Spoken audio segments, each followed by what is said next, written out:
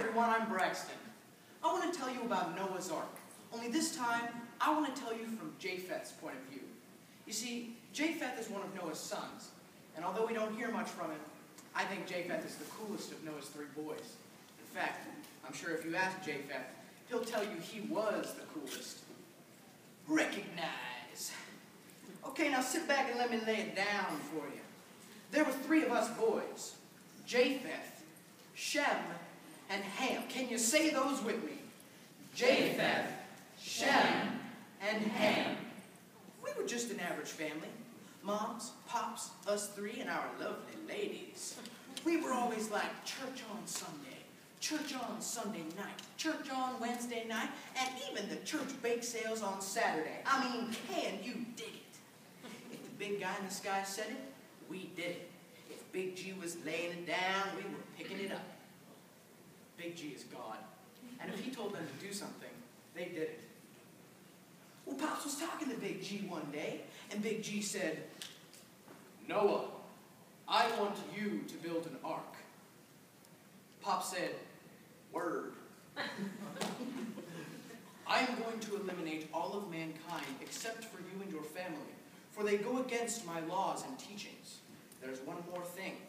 I want you to take 2 of every living animal on the earth onto the ark with you and your family." "Well, that's cool, Big G. Who's bringing the animals?" "If you build it, they will come." Well, Pops was blown away. I mean, major mental overload. But we got to work. Shem, Ham, and myself, Japheth, started building the ark. Now, Big G wanted Pops to build a boat the size of a football field with 3 floors, a big door, and a window up at the top. Dude, that's a big boat, but we got it done. Once we were finished, Big G said, "Noah, get into the ark, for you are faithful to me, and bring your family." So, Moms, Pops, us 3 and our wives started loading food onto the ark for us and the animals.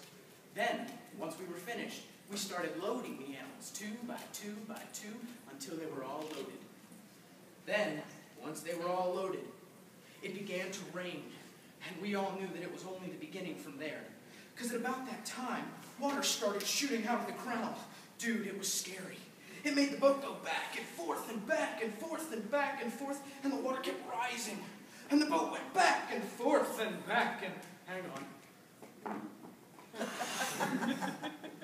Dude, what was that? I sent a giant wind across the land to stop the rain and water from coming out of the ground. Dude, warn a brother next time.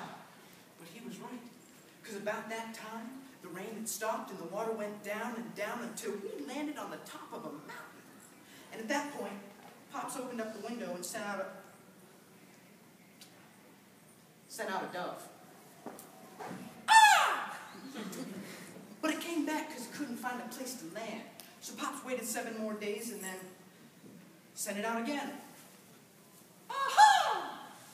Only this time, it came back with an olive branch in its mouth, letting us know that we were safe and the water had dried up.